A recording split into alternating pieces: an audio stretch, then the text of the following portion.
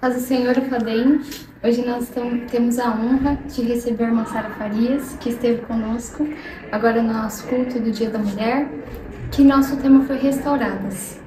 E aí, para você que não teve a oportunidade de estar aqui, nós tínhamos essa restrição de 1000 mulheres. E irmã Sara, muito obrigada pela oportunidade de estar aqui também, além desse culto maravilhoso que Deus nos deu, também agora aqui para mim. E o Ministério da Irmã Sara é um ministério de restauração. Todos os louvores que a gente escuta restauram a nossa alma, falam sobre isso. Então esse tema foi muito propício e o Senhor fez maravilhas aqui. Amém. E eu queria começar, irmã Sara, falando um pouquinho sobre essa sua visão de restauração espiritual. É muito forte para mim seu ministério nesse sentido.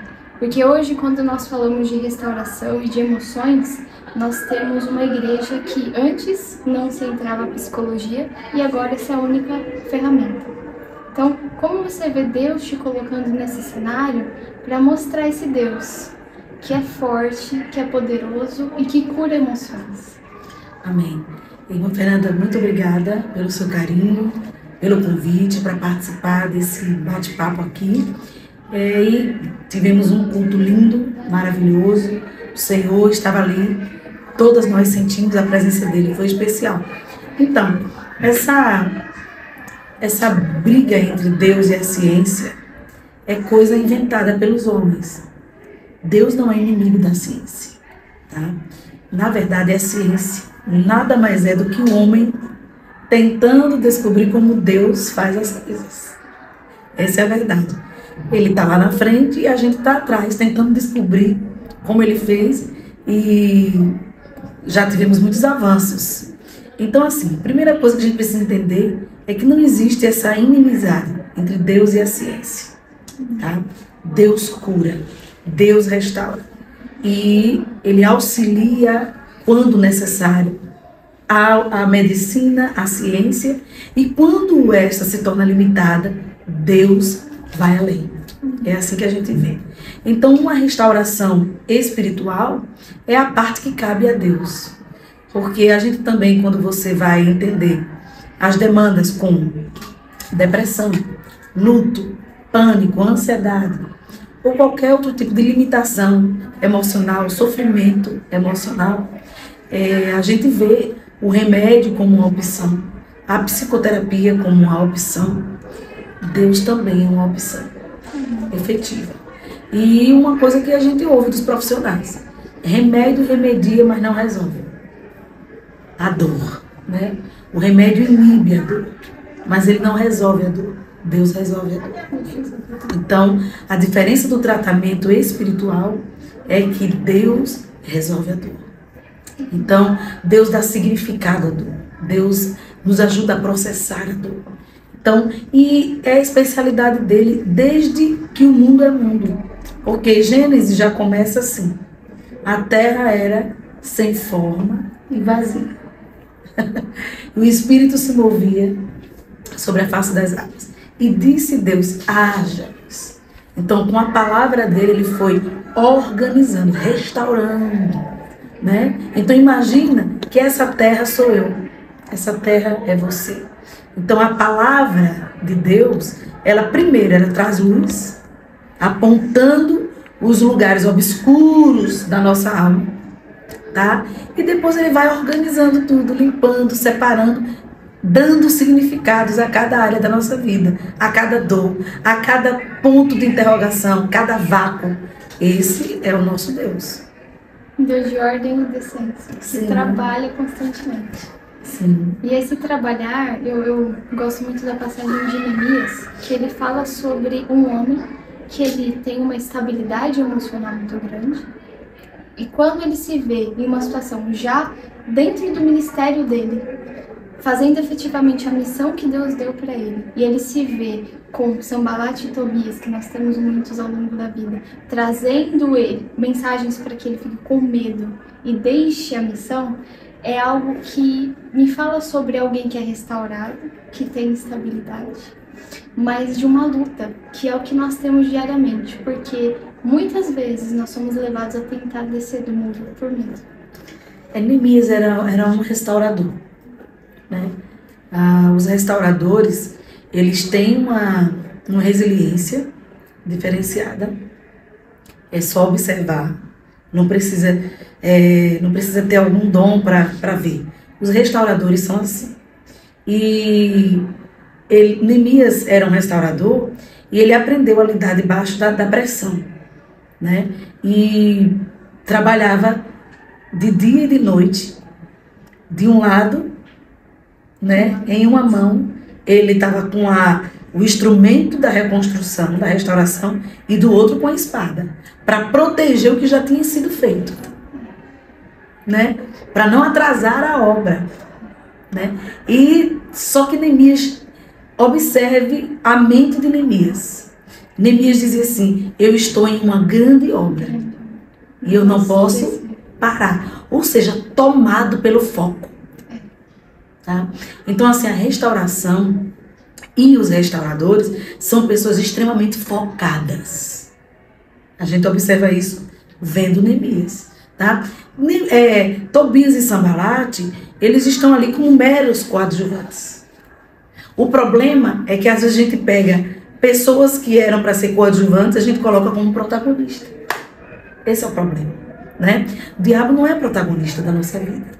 As pessoas que ele usa para nos afligir, tentar impedir a nossa obra de restauração, de reconstrução, não devem ser protagonistas. Elas são coadjuvantes.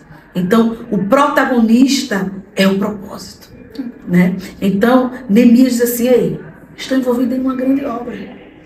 E ele protegia o trabalho, a obra que ele estava fazendo, né? Se defendendo com a espada e com a outra mão trabalhando. Então você percebe que ele era habilidoso, né? Extremamente habilidoso, sabia trabalhar debaixo de pressão, tinha habilidade para usar os dois braços ao mesmo tempo e a mente extremamente protegida, focada, totalmente focada. E, Marcela, para encerrar, nós entendemos, assim, pelo esse contexto, que as lutas vêm, a gente não tem como fugir delas, mas a gente tem alguns mecanismos para que se mantenha no caminho que Deus planejou.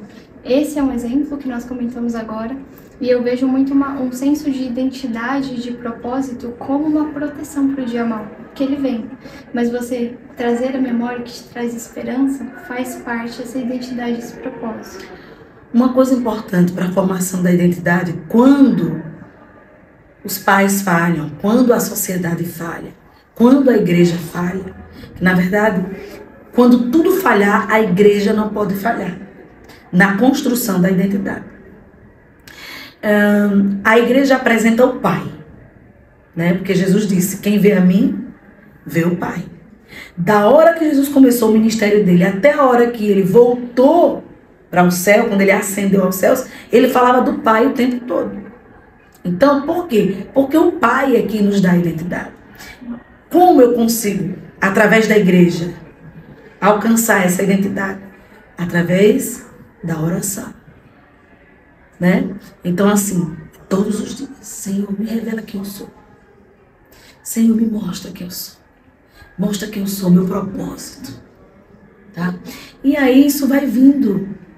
Deus vai colocando pessoas que vão trazer com clareza, vão trazer com nitidez quem nós somos. Deus vai criar situações e nessas situações a sua identidade será forjada, tá? Porém, tudo começa com a amizade, né? Com o Pai ali.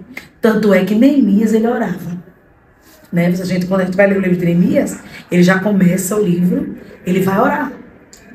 Ele vai orar porque ele está angustiado. Por quê? Porque ele estava em uma situação privilegiada, por isso a estabilidade, né? Por quê? Porque Neemias era um nobre e estava trabalhando, era um funcionário público, né? Ali. Então, enquanto os outros, né, os demais do povo dele, estavam sofrendo. Então, ele está ali tomado com profunda angústia, um senso de responsabilidade, porque ele estava num lugar importante. Então, veja, ele sabia quem ele era, ele sabia o propósito dele. Eu tenho certeza que ele dizia: eu não estou aqui por acaso. Eu não estou aqui só para me beneficiar. Deus vai me usar para beneficiar a minha geração.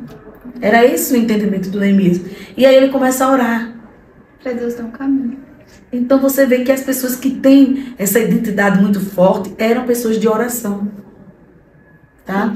Porque aqui na Terra, quem é que pode me dar identidade? Meus pais, primeiramente, meus pais, principalmente a figura do homem, que está desaparecendo, mas a igreja se levantou e Jesus está restaurando, né, esse papel masculino na vida do ser humano. Então, assim, os pais. Depois dos pais, quem? A família, a escola, né, na pessoa dos professores, a classe ali. E é quando essas duas instituições, família e a escola, que é o Estado na vida da gente, né, é o papel do governo, do Estado na nossa vida, quando essas duas instituições falham, é a igreja que apresenta o Pai. É a igreja. E Deus vai assumir essa paternidade. E a partir dali vai vir a construção da identidade dessa pessoa. E aí tudo se resume à relevância espiritual que existe na restauração da sociedade. Tem que ter oração, tem que ter palavra. Da família. Tem que ter. E essa oração, essa palavra não pode ficar só na igreja, é pouco, não dá. É relacionamento. Tem que ser todo dia dentro de casa, tem que ser indo para a escola, sabe? É no andar, é uma caminhada. Então acho que como resultado final a gente chega aqui juntas nessa conversa a uma construção que a gente precisa fazer com o Senhor e que ela só vem através de relacionamento. É assim que se restaura, é assim que se cuida do coração. Se constrói. Para não se descer dos muros que Deus nos dá, né? Amém. Amém. Irmã Sara, Deus abençoe grandemente a sua vida, amiga. que seu ministério seja próspero e fecundo em todo o momento. Amém. Deus abençoe. Obrigada. Você também, Fernanda. Grande beijo. Foi.